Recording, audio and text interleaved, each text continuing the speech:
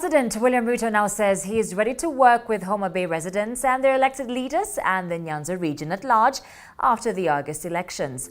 Speaking in Homa Bay town after a church service at Africa Inland Church, Ruto has assured that his administration will streamline the CBC curriculum to avoid burdening parents and teachers. And in sports, we tell you how Manchester City managed to tear apart their derby rivals, Manchester United, as Erling Haaland and Phil Foden scored a hat-trick each in the 9-goal thriller. Good evening and welcome to the program. My name is Karen Karimi. In the headlines, the 2nd of October.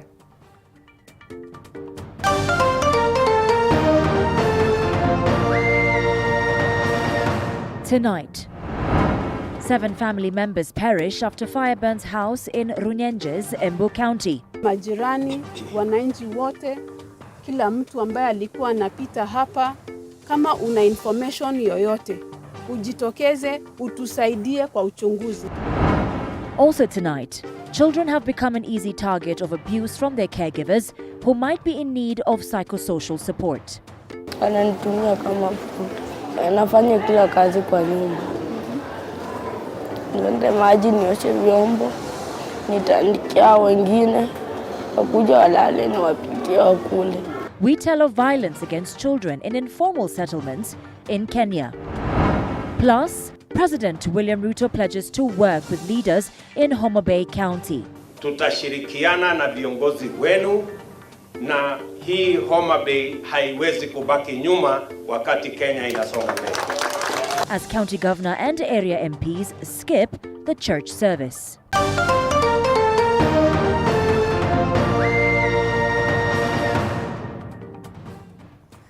Catherine Simaloy is our sign language interpreter tonight. Now, to our top story.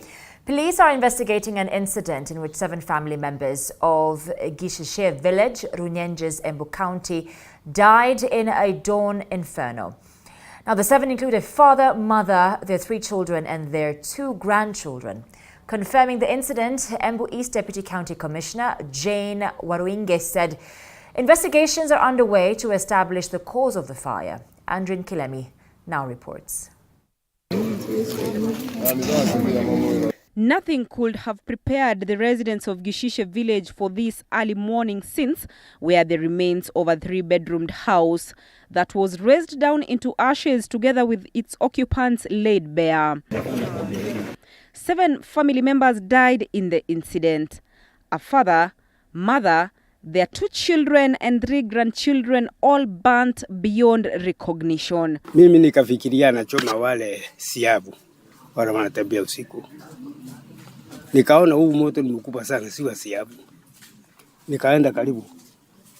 Nikaenda tu, nikaona ni nyumba imepata moto. Confirming the early morning incident, Embu East Deputy County Commissioner Jane Waruinge said investigations are underway to establish the cause of the fire, which is said to have started at around 4 a.m. Sunday. Wakati huu hatujaweza kujua chanzo cha moto huu, lakini officers wetu wote wako hapa, DCI officers wako hapa, tuko na Deputy OCPD ako hapa, na officers wote wako na crime scene officers kutoka Embu pia wameweza kufika ili waweze kufanya uchunguzi. Neighbors say they do not know whether the incident was just a mere accident or a criminal activity, further calling on security personnel to hasten the investigation process.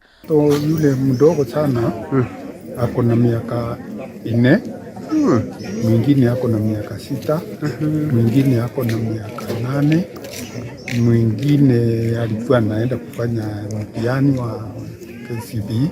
Local leaders are also calling on residents to volunteer any information that may help authorities unravel the misery of the deadly fire. Andrin Kilemi, TV 47. Very unfortunate indeed. Moving on to other stories. President William Ruto says his government will allocate a total of 2 billion shillings to achieve water projects in Homa Bay County in an effort to continue with the work left pending by the previous government. Now, Ruto visited Homa Bay County Sunday for the first time since his inauguration, where he attended a church service in AIC Church, Homa Bay. However, some leaders from the Nyanza region skipped Ruto's meeting with specific reasons. Mike Kagwongo reports. For the first time since his inauguration, President William Ruto has visited Homa Bay County, where he attended a church service at AIC Church Homa Bay. Accompanied by other leaders including Kiharu legislator Ndidi Nyoro, Ugenya MP David Ochieng, CS nominee for Information Eliud Owalo, among others. President Ruto said his government has allocated 2 billion shillings to achieve water projects in the county to further improve Homa Bay County. Hiyo chata ya Homa Bay mimi niko nayo na tulikubaliana yale mambo tulikubaliana. Mimi nataka niwahakikishie nitazingatia haya mambo, tutashirikiana na viongozi wenu, na hii Homa Bay haiwezi kubaki nyuma wakati Kenya inasonga mbele. And therefore I want to give you my assurance that the agreement we made between the people of Homa Bay when I came here for our economic forum, that commitment, I am going to work with all elected leaders in Homa Bay County and in all counties in the Republic of Kenya so that we can transform our country on the basis of the plan we have agreed upon. Ruto assured Homa Bay residents that roads construction in the county will also be a priority, including the ones that were not complete at the end of the former President Uhuru Kenyatta's tenure. Nataka pia mjue tunawaheshimu viongozi wale wametutangulia. Tunaheshimu rais wetu Uhuru Kenyatta, tunaheshimu Prime Minister wetu Raila Odinga. Na hawa viongozi wetu ambao wametutangulia tutahakikisha kwamba wako na heshima, wanapatiwa heshima yao wakati wanaendelea na kutusaidia katika viwango zingine. The head of state said it is because he wants the county that borders Lake Victoria to look like a city, noting that the projects will also create employment for the youth. However, a section of leaders from Nyanza region, among them Homa Bay Governor Gladys Wanga and area MP Peter Kaluma, skipped Ruto's meeting. In a statement Sunday, Wanga said she was at the moment out of the country, hence the reason why she would be absent during the service.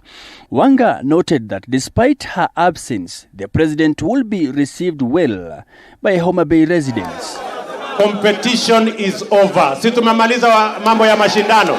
And when he was leaving, President Ruto had a chance to address the residents of Homa Bay County, where he assured them that his government will not discriminate the Kenyans who never elected him. He says all Kenyans have equal opportunities and will be served equally, without preferences. Kwa hivyo, I want to give you my assurance that as president, I am going to work with all the leaders you have elected so that we can transform Homa Bay. We are going to work together so that we can serve you as the people who have elected us. Mike Kagwongo, TV 47. Now, Kenya earlier today continued to sizzle in world athletics after Amos Kipruto won the men's category of the London Marathon, while his female counterpart, Joycelyn Chepkosgei, came in second in the women's category of the race. Now, Kipruto put in a superb performance to emerge victorious in a time of 2 hours, 4 minutes and 39 seconds ahead of Ethiopia's Leul Gebreselassie, who came in second, only 1 minute and 27 seconds off the pace.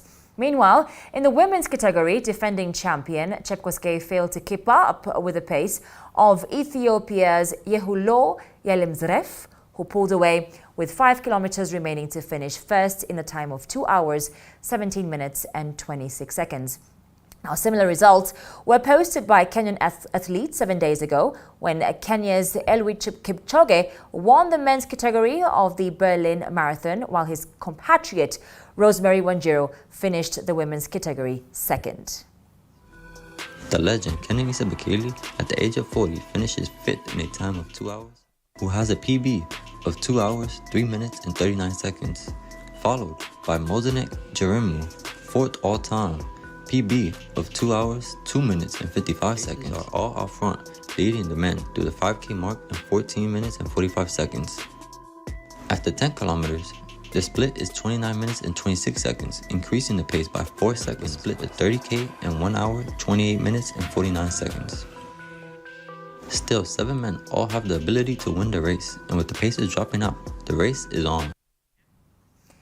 Nairobi County Assembly Speaker Ken Ngondi, together with other Azimio leaders, attended a Thanksgiving church service at the Redeemed Gospel Church in Embu South. The leaders accused Kenya Kwanza government of trying to interfere with the just concluded Nairobi County Speaker's elections. Now, Speaker Ngondi says there were several attempts to block him from vying for the seat by promising him goodies in the Kenya Kwanza government if he gave in. He's the chief executive of the Republic of Kenya. We need him to do.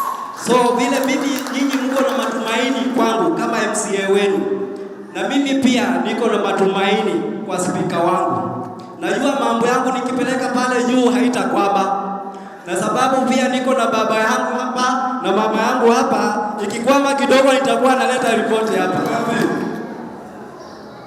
This is the first time ambaye nimeona demokrasi inanunuliwa. Nimechukua MCS 68 nimepeleka Manzoni with a budget of 11.4 million. Ikifika usiku saa 5:30 ninapigiwa simu, serikali wametuma watu wamekuja kununua watu wetu. Naona MCS ahia ndio wako hapa. Tukatoka nje tukasema what we do. Wakataka the Muslim community. Mheshimiwa wale ametuma. Anasema tafadhali basi wewe tunakuweka unakuwa naibu waziri. Una resign kama MCA, tutakuteua kama naibu waziri na ukuje usign papers immediately.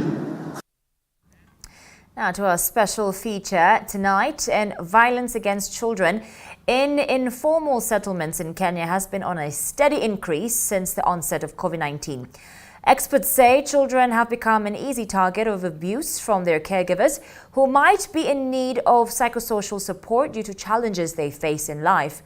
And as Sharon Baranga reports, adults have been urged to be their neighbor's children's keeper by always coming to the rescue of an abused child. According to the UNICEF Global Facts on Violence Against Children, some 15 million adolescent girls aged between 15 and 19 have experienced forced sex in their lifetime. About 10% of the world's children are not legally protected from corporal punishment. Over 1 in 3 students aged 13 to 15 experience bullying worldwide. Approximately 1 in 4 children under the age of 5, which is some 176 million, live with a mother who is a victim of intimate partner violence. Roughly 3 in 4 children between the ages of 2 and 4, which is around 300 million, are regularly subjected to violent discipline by their caregivers. We are in Mukuru kwa Njenga, an informal settlement in Nairobi, Kenya. Glorious Group of Schools, a community school, has turned out to be a safe haven for children undergoing different types of abuse in the hands of their caregivers. If you are the one child abuse, what comes in your mind? We are told 3/4 of the population of children in this learning institution are undergoing some form of abuse while at home. Akawa bibi wa kwanza, wakakosana naye pia baada akaenda. Akawa wa pili, akakosana naye akaenda. Sasa alioa watatu juzi tena wakakosana naye akaenda. Sasa nikabaki na sababu alikuwa anampiga, anamwambia ati aende hataki kumuona hapa, abaki na mimi. Mimi kwenda kumtetea ndo akanipiga, si ndio? Babangu akatupa vitu zake huko nje na akajifungia kwa mlango. Sasa amejifungia ndani na mimi niko nje. Sasa mimi nikabaki nje, huo mama pia akaenda zake. Sasa mimi nikabaki hapo, nikalala hapo nje. So the following day akaamka, hiyo sasa alikuwa mlevi. Akaamka, akafungua mlango na akatoka akaenda kazi. Kuingia kwa nyumba hakuna chakula yote alikuwa ameniachia. During election milango ikafungwa na hakuwa amekuja. Kiateka akataka kufungua mlango na sikuanga pale pa kulala. Sana nikakaa hapo nje, nikakaa hapo nje the whole day hadi usiku. Siku 2 nikiwa nje tu bado. Akakuja siku ya 3 akapata kama mlango imefungwa, akatoka tu akaenda. Tokeo siku sikuwahi tena. Sasa ndo nikaenda kwa one of my classmates mwenye anakuanga huko. Kwenda kwa mamake sababu nilikuwa naenda huko kwa saa zingine. Mamake kanikubali nikae na yeye. Nikaishingi hapo hadi sasa bado babangu hajaenda. Ndio sasa mama wa classmate yangu akaniambia niende ni report kwa chief sababu anaogopa inaweza semekana ameniiba. Sasa nikaenda nikaripoti kwa chief sababu pia hapa huko nilikuwa nimetumwa school fees. Nikashindwa kukaa hii side. Ndio sasa nikaambiwa niende kwa chief, kuelezea chief akapigia nyumba 10 kwenda kuconfirm, akapata ni kweli nyumba imefungwa. Wakaongea na kiateka, akaambia kiateka nitolee tu uniform peke yake. Anajua pale ataniweka. Sasa nikatolewa uniform, nikaenda nikaweka kwa mama. Chief akapigia director wa shule, akampigia akamwambia nisome before babangu apatikane. Sasa ndo nasoma hadi sasa bado babangu hajapatikana. Mimi sikuwa nataka kuchagua shule hapo within hapa sababu najua babangu alikuwa mlevi, saa zingine anakuwa na violence nyingi. Kwa hivyo hata anaweza kuja huko, anaweza kana somea huko around, anaweza kuja aanze kupiga kelele, sijui anataka mtoto wake, aanze kuleta fujo. Tena najua hata sitakangi kukaa karibu na yeye sababu yeye kila saa anaweza kutafutia hadi makosa yenye hakuna. Anakuambia tu kwa nini hujapika na hakuna chakula alikuwa ameacha hapo. Sasa unaona mimi sitaki vitu kama hizo. Akimisplace kitu kwa nyumba anaanza kusema mimi ndo nimechukua, nimeuza. Anaanza kuniambia ati mimi ni confused mamon. Ananiambia mimi ni mjinga kama mamangu. Nifuate mamangu pale aliendanga. Saa zingine anaweza kuja kama sijaosha vyombo, aanze kunitusi, mara ati kwa nini alinizaa. Sasa hiyo nasikia vibaya sana. Kama sijaosha vyombo ama kama sijafanya kazi za kwa nyumba, huwa ananitusi ama ananitandika. Majirani wengine ni wazuri, wengine ni wabaya. Wengine saa zingine kama chakula ukijaribu kuwaomba chakula wanakunyima na kuambia mimi sitaki mashida na mama yako.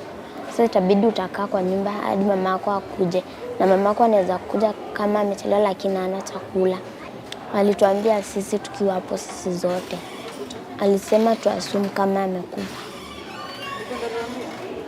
Akaoa bibi mwingine. Siku zingine tunakusanga chakula kukula lunch. Kisha wanatuta kwa staff room tunakula. Siku zingine tunajaribingi, kuna siku tushajaribu kupigia babangu akatutusi kwa simu. Akatuambia sisi si watoto wake, yani akaanza kututenga. Akapewa bibi yake akatutusi, ananinyima chakula, ananifukuza na lala nje. Mingi ananitumia tu. Mimi ni mtoto wake wa kambo. Ananitumia kama futa. Anafanya kila kazi kwa nyumba. Niende maji nioshe vyombo, nitandikia wengine, wakuja walale ni wapikie wakule. Mimi ndio chakula kenye watabakisha ndio ndakula. Wasipobakisha nitalala hivyo. Niko mdogo, mama alikuja akiwa mlevi.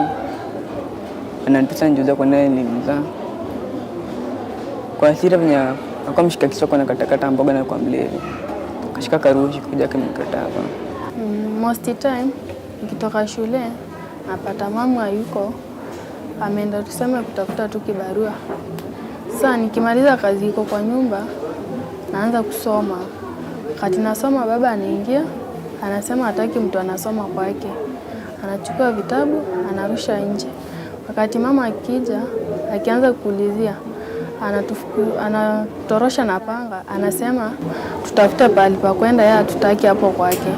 So most time tumekuwa tukilala kwa majirani juu yeye anasema hatutaki kwake. Anafunga nyumba, inashinda imewekwa kufuli, hayuko hapo. Niko na ndugu yangu mkubwa mwenye aliachanga shule kwa class 6.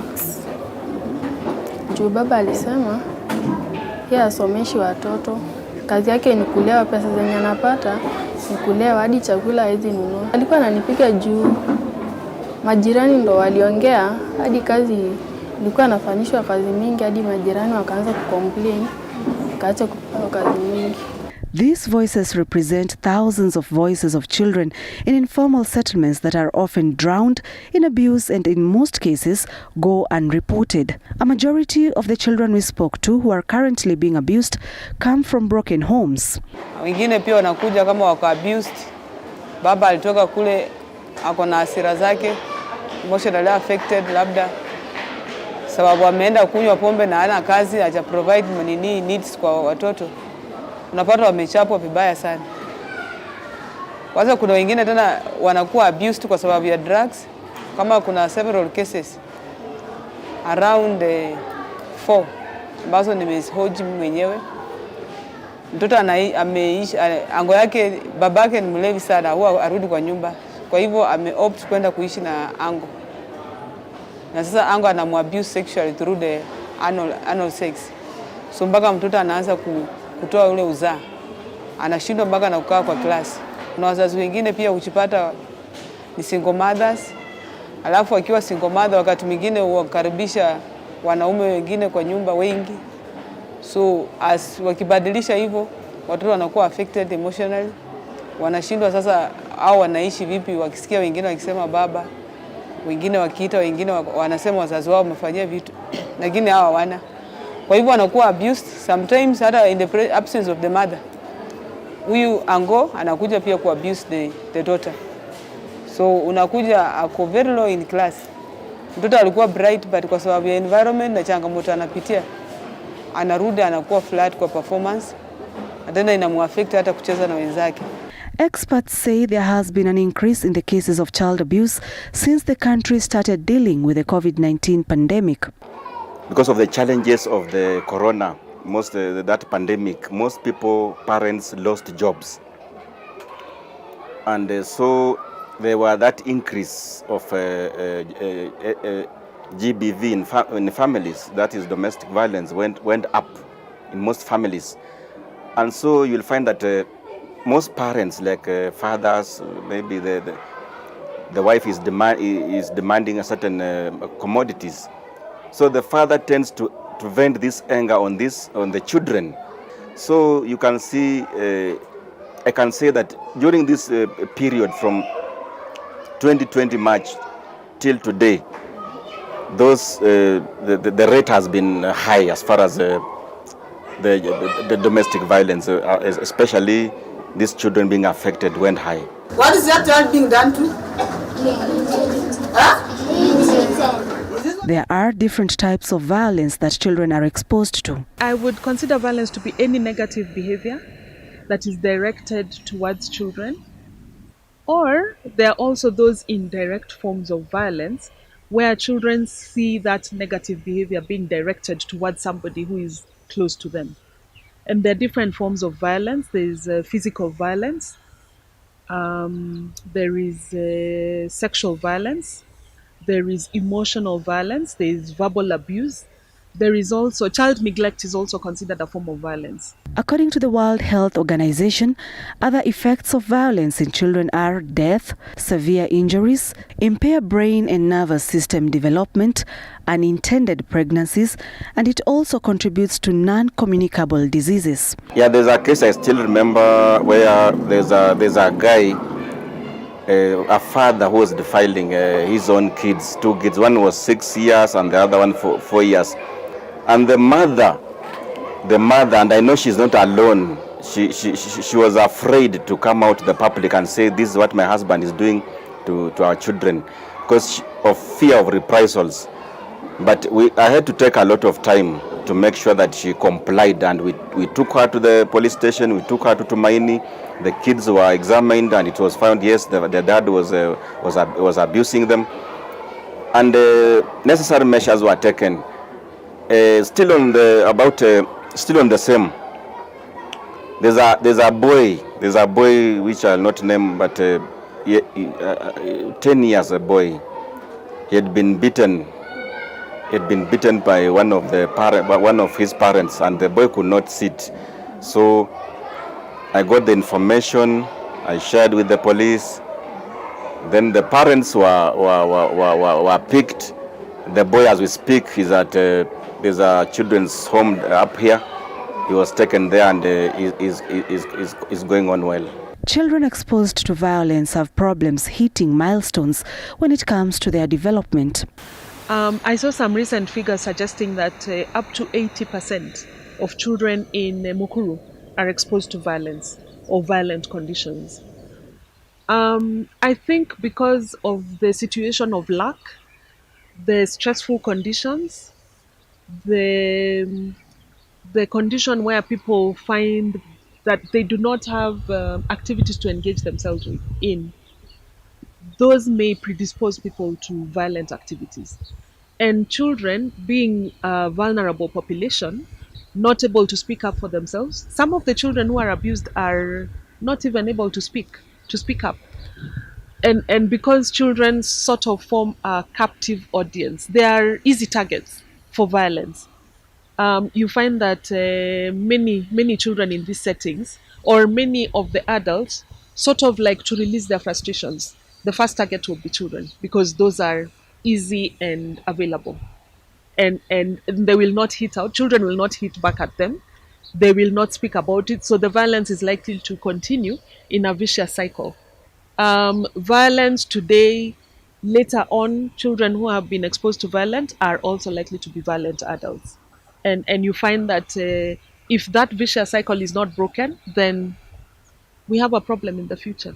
In the most extreme cases, I think one of the effects of violence is that children regress. The ones in the early years, children below the age of 3 years, if they have achieved some of their developmental milestones, you might find them regressing.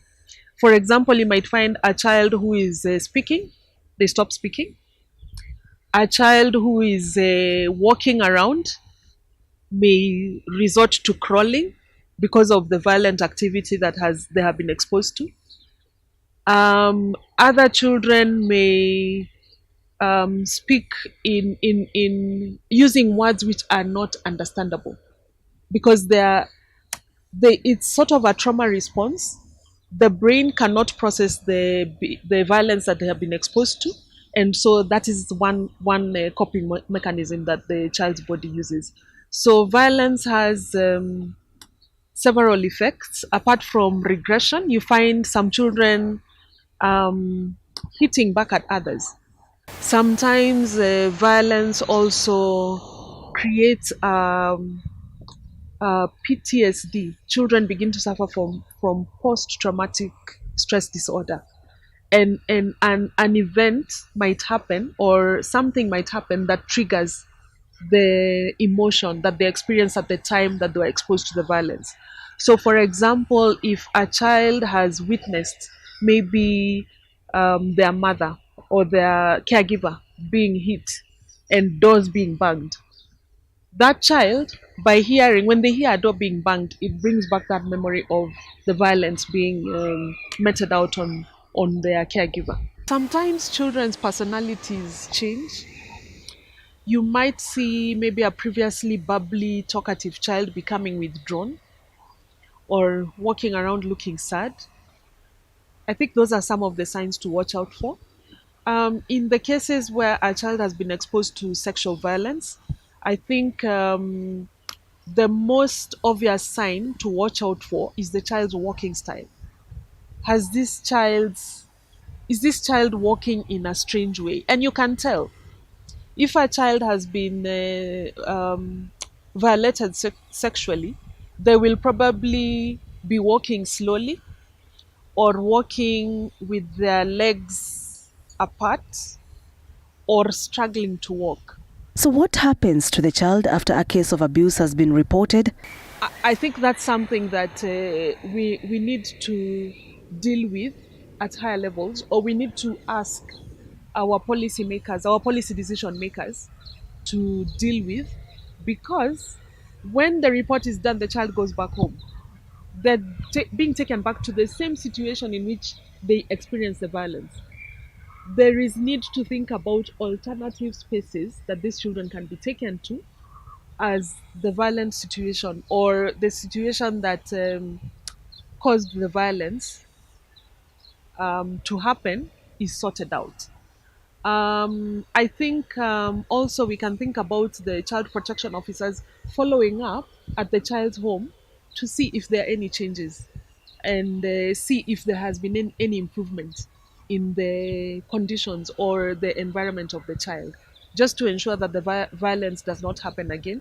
Sometimes if the violence is because of stress, parental stress, it would mean dealing with the parental stress, the issues that are causing parental stress. Sometimes maybe if these are aggravated by poverty, it's not very easy to deal with. So maybe you need to just provide some psychosocial counseling to the parent and let them know that there are other ways of dealing with this situation apart from violence. In this community at Mukuru Kwanjenga, leaders have taken up the responsibility of amplifying the voices of the children drowning in violence. Target 16.2 of the 2030 Agenda for Sustainable Development is to end abuse, exploitation, trafficking, and all forms of violence against and torture of children. The things that we adults need to realize is that even though there has been a break in the kinship support system, we still need to look after the children in our immediate environments, like a village. We still need to live like a village. If you notice something has happened to your neighbor's child, they are exhibiting strange behaviors, it's good to find out from them or from their caregiver if anything has happened to the child. I think in the most extreme cases would be to report to police. If a case of violence, if you feel you're not able to directly confront the violent situation. We also have child protection officers, and I know within informal settlements they are located at the chief's offices. You cannot sit back and say that is not my child. I am not supposed to get involved in those issues. These are our children. We cannot say that the child is in another house and I cannot interfere with what is happening in that house. All of these are our children, and we must protect our children's future. And one of the ways to protect our children's future is to interrupt that cycle. Kwanza kuna kesi moja alichukua kisu kaweka kwa jiko pale likashika moto. Alipata kama jiko liko moto na wamesema hawajakula. So akaanza kuchoma mtoto. So na mtoto ni wa class 1 2 3. Vikakuja hapa shuleni vimechomwa. Tukimpeleka kwa chief anasema sasa asiwahi access ya watoto. Ile siku atapatana nao atawachinja.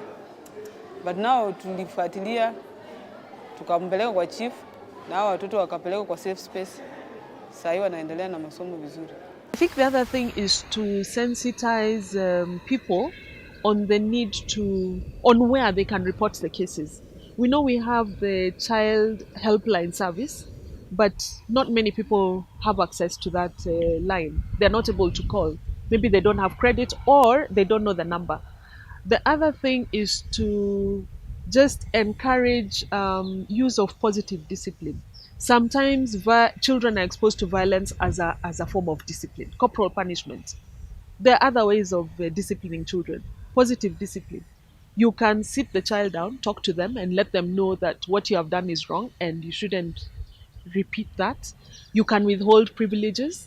You can have them sit in a corner quietly for some time. So there are very many different ways of dealing with indiscipline in a child apart from violence. The government of Kenya has put in place measures to ensure there is safety for children. Currently, there is the new Children Act 2022 that has replaced the 2001 Act,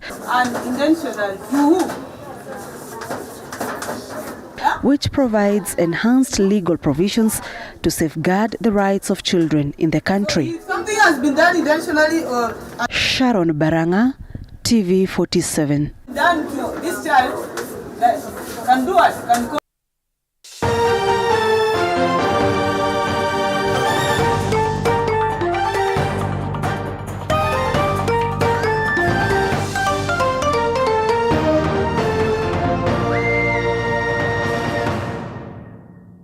You are watching TV 47, the home of untold stories. At Streisand School of Medical Health Science and Technology, we prepare the change makers of tomorrow by training them in theatre technology, medical engineering, science laboratory and health records, applied biology, environmental health science, nutrition and dietetics, ICT, counseling psychology, and many more. Enroll with us today and take a certificate or diploma course. Visit our campuses in Juja, Nairobi West, Kisumu, and Homa Bay and get your career going. Are you ready for the freshest and the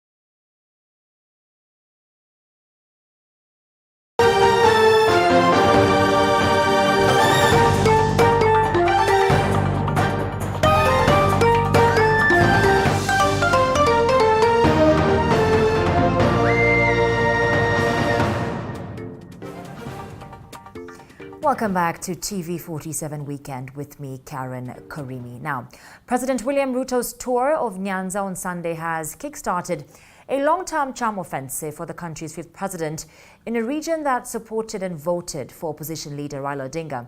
Now, Ruto's Homa Bay County tour, given a wide berth by local leaders, did not, however, deter him from unleashing goodies to the region in a reconciliatory call that is likely to become the hallmark of his presidency. Apollo Kamau has that report.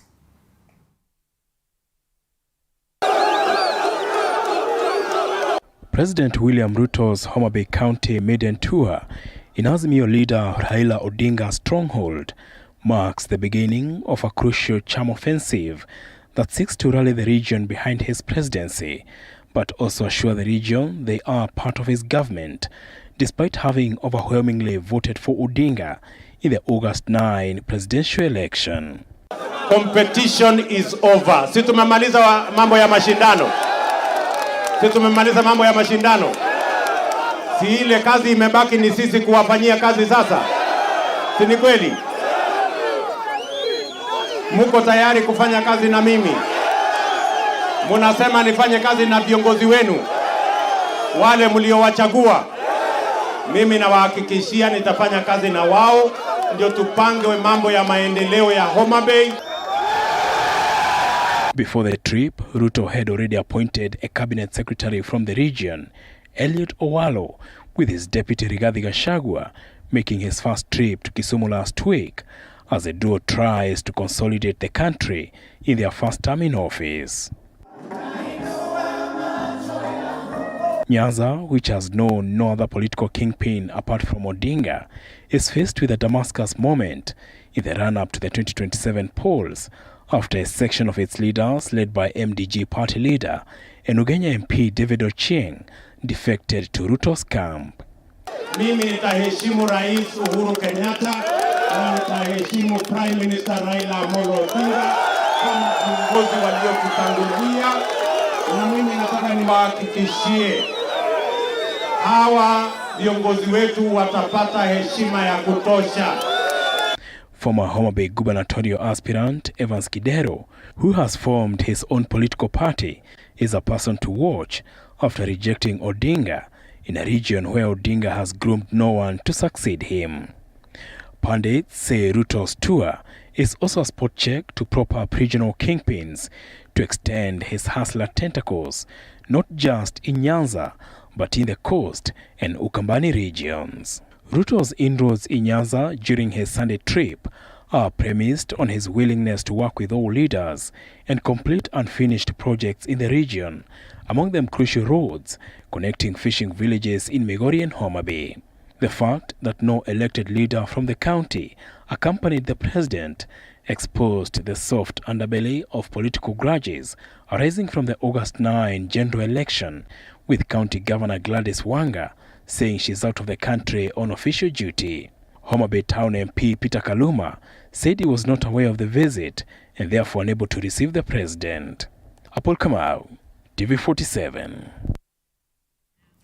The county government of Samburu now says it will involve locals and leaders in getting a lasting solution for the ever-recurring conflicts in the region. Chichi Josephine with that story. Samburu governor visited Charda, Gargari and Sikira grazing fronts with a message of peace as he appealed for peace during the visit meant to distribute relief food in the region. Tumekuja leo kuanza safari yetu ya amani ya kuhakikisha watu wetu wa Turkana na wa Samburu vijana wetu wote wanakaa kwa amani. Kwa sababu ng'ombe malisho wanakutana, tukaona ni vizuri wakuwe mandugu, wakule nyasi pamoja na tutoe hii kisirani ya vita katika barago hii.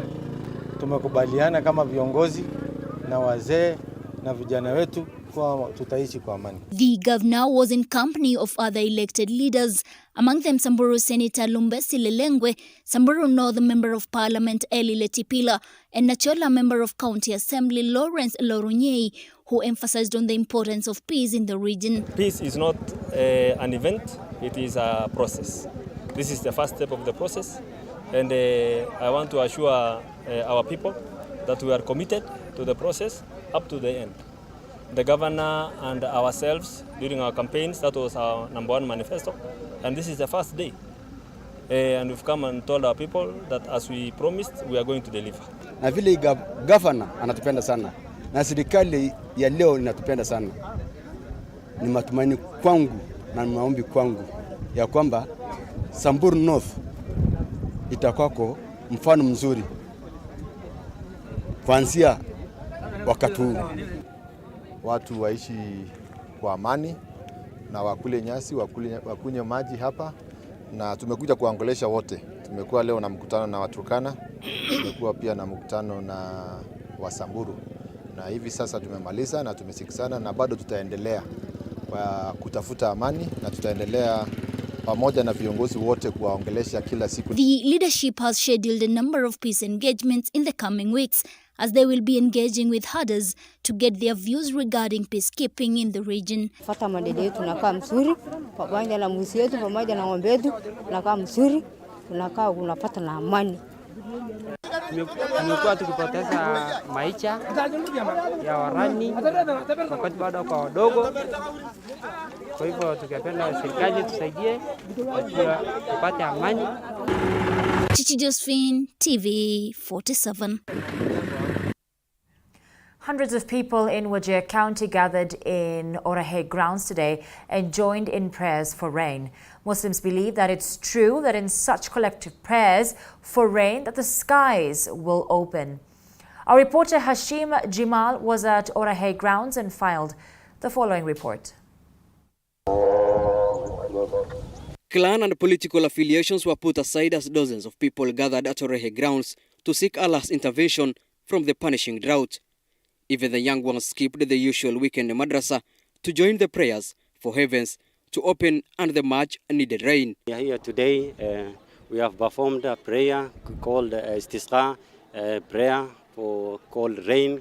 As you know, there's a lot of famine and drought that happening all over the world, especially Wajir. What we are normally experiencing this time is totally different what we are on the past.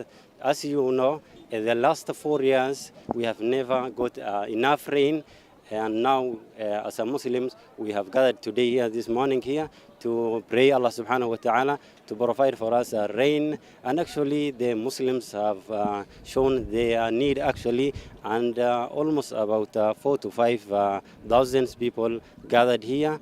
And Alhamdulillah, we are expecting others, those who are not here with us today, to perform prayer or istisqa prayer, what we call it rain prayer, so that Allah subhanahu wa ta'ala can give us a rain. The rains have failed in Wajir and the larger northern Kenya for at least 4 years, but this year's drought has particularly taken toll on pastoralists who have lost their livestock. This opportunity to call upon the government, spearheaded by His Excellency the President William Samoei Ruto, to intervene in this issue.